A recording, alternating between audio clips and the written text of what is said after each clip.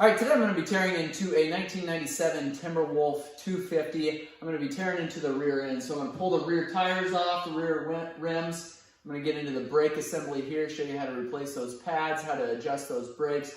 Also going to tear into the differential here, show you how that axle shaft slides through that differential there, show you some of the common wear problems on that differential. And then I'm going to remove the swing arm off of this frame. So just want to go through a list of things there. If you guys have questions or comments, make sure and leave those below. If you found this video helpful, give us a thumbs up. I appreciate any feedback I can get from you guys. Thanks a lot.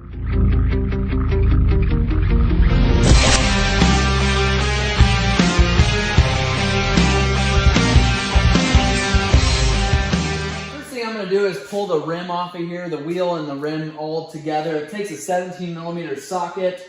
I like to use a 3/8 drive to remove those lug nuts, and like I said, there's going to be 4 of them. We've got an impact socket that we're going to use here, as well as an impact extension. You can get in there with without an extension. It just makes it a little bit easier. You can speed this up.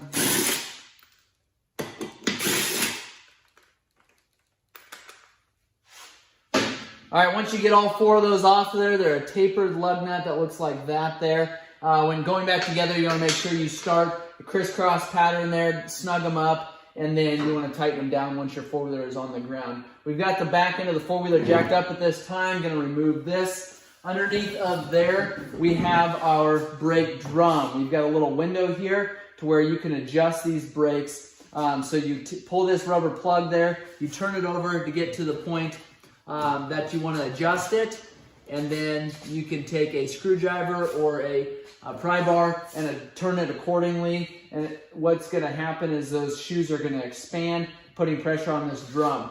You do not want to adjust the brakes to the point where it's constant drag on this brake drum, or when you're driving down the road or on trails or wherever, you're going to have constant drag. You're going to wear these brake shoes out. So you want to make sure that there's a little bit of play there. Make sure you can push down on the brake pedal a little bit before it actually starts engaging the brakes. Also make sure when you're pulling that lever up at your handlebars that it's not constantly engaging up there. So to pull this brake drum off now, I'm going to pull this cotter pin here. I'm going to go ahead and straighten up the ends of this cotter pin. And once you straighten them up, you can take and tap it through. Then I just grab a pair of side dikes, take and pry these out. That's what that pen looks like there. You can reuse some of these. Once you reuse it a time or two, a lot of times these ends will break off and you need to just replace that. You can get those fairly cheap. Our rear nut here is going to be a 24mm. This one you can tell is not very tight. And the only reason that stayed on is because of this cotter pin. So it's important to have these there.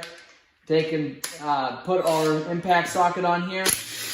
Go ahead and remove that nut there. You've got a washer that'll come off of there. Then you can take and pull your drum off. One thing I want to caution you is if the brake pedal is putting pressure on this drum, you're not going to be able to pull this drum off of there very easily.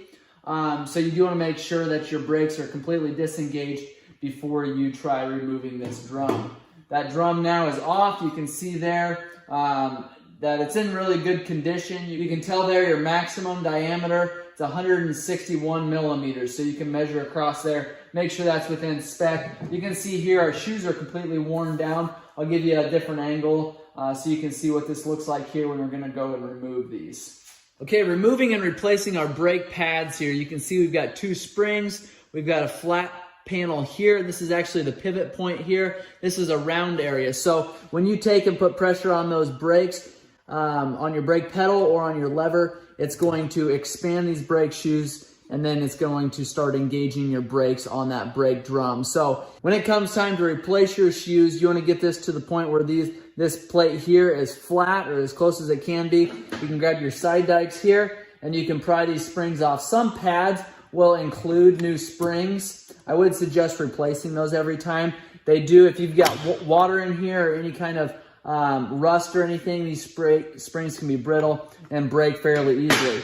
So we've got one side off. Now you can just take and actually leave this side connected, take those shoes, pull them off just like that. And that's what your brake shoes look like when you're going to go replace them. Now putting your new ones back on. You can just set those on there just like this and slide it into place like that. Now you're all set. Make sure that actually sits in the groove there. There you go. Now you can slide your drum on.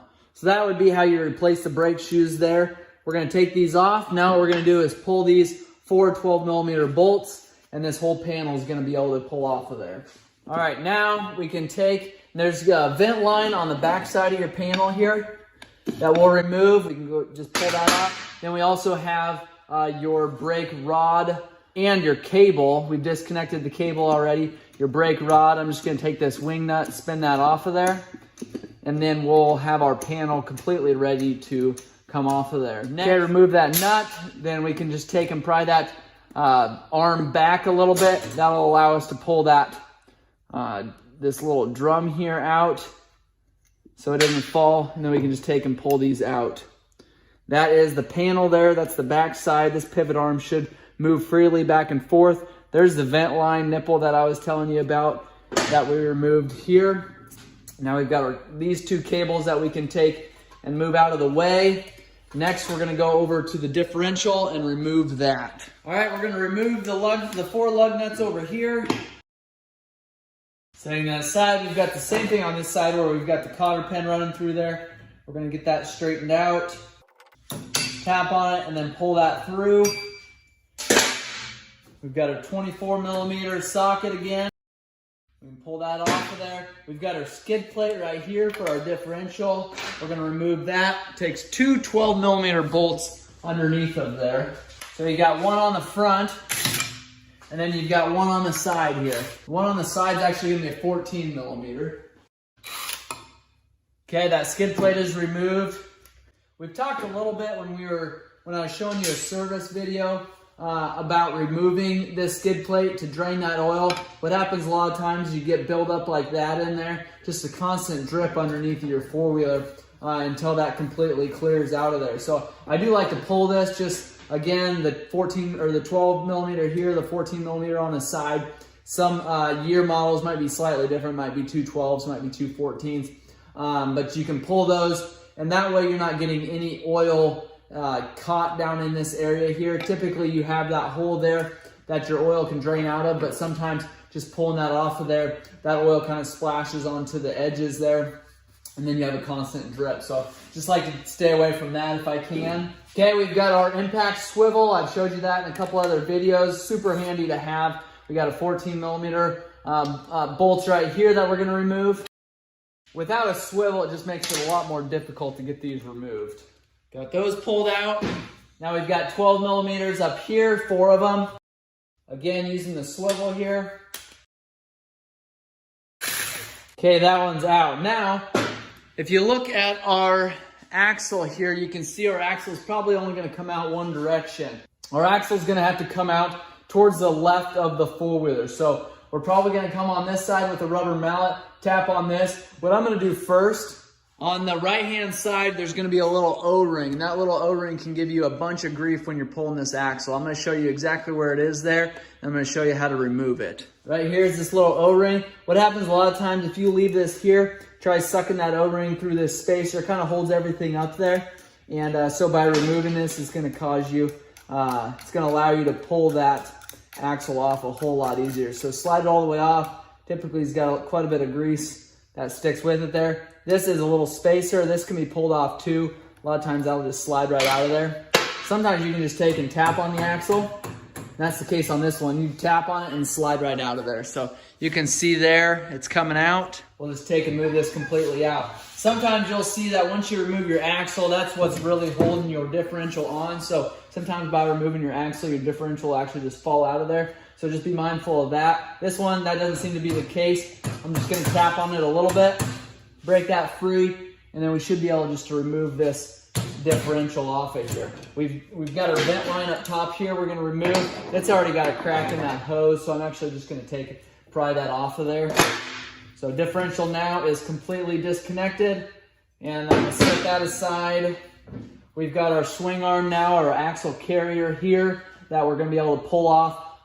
We've got the 2 pivot nuts up front there on the frame. It's up there farther if you can see that. We also have our shock bolt here, which is actually just a pin that runs through there. Sometimes these pins can be extremely difficult to remove. They get welded on there, not from the factory, but just by rust. So hopefully that's not the case with this one.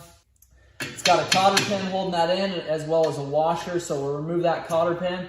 We'll slide that washer out of there, and then I'll see what it's gonna take to remove this pin out of there. I'm gonna grab some pliers. I don't know from that angle if you're gonna be able to see very well. That pin, we're able to move back and forth easily, which is pretty uncommon on these because a lot of times they get rusted in there. A lot of times your shock you'll have to pull off from the top there. Looks like two 17mm, a nut and a bolt there that runs through the top. A lot of times that shock will stay on here. It's kind of rusted on this point. A lot of times you got to really use some force to pull that pin off of there. So that one's coming out fairly easily. I'm going to take you to the side there and show you how to remove those pins from either side so you can remove that swing arm. All right, there's one pin there. I'm going to try to move that brake lever and rod out of the way. Slide that off just like that. Now we've got what was here was this larger nut there. You got an 1/16" nut that's on either side. Before you get to that 1/16" nut, you got a cap that goes on over the top just like that. Pull that cap off of there. Remove this larger nut. Again, 1/16".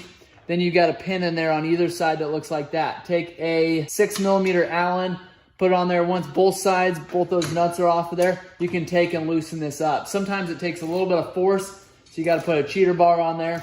But you want to make sure you don't round this off because these Allens can be extremely difficult to pull off of there if you have rounded that Allen area out. So what's probably happening now, because there's quite a bit of pressure on here, what's happening, I'm sure, is the bearing that sits inside of your swing arm here is actually rusted to your pin here, creating quite a pull there to remove this. Sometimes those swing arms will just drop down and your bearing will actually stay connected to your pin. If that's the case, try to back it out as far as you can, and then a lot of times your swing arm will drop, and then you can just get in behind there with maybe a pry bar or something, just kind of tap that bearing out towards the center there. Obviously that bearing is going to have to be replaced. You don't want to reuse that one. But this one seems to be loosening up finally. There's what your pin looks like. I can try to slide that out. There's what your bearing looks like here, or there's a pin, there's a bearing underneath of there. So sometimes those kind of all rust together, makes quite a challenge to get that removed. This one's gonna go fairly easily. We're gonna go around and do the same thing on the other side. 1/16", 5mm Allen, remove this bolt here, and then pull that swing arm off of there.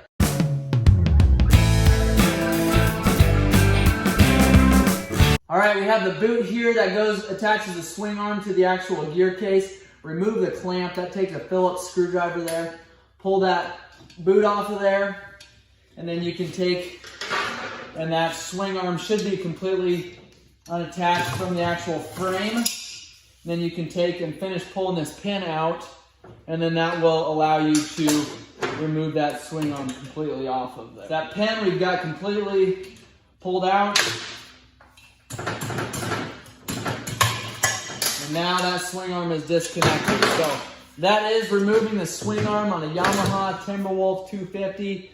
There's a couple different years and models that process is going to be identical to. I'll try to get those posted below. If you guys have questions or comments, again, make sure and leave those below. I do appreciate you guys watching. At this point, we're going to go up to the front of the four-wheeler and start removing the front end parts. So we've got your A-arm, your shocks, your knuckles, your tie rods, your brake panels, your brake shoes. I'm going to show you how to replace those. So make sure and check that video out. Thanks for watching.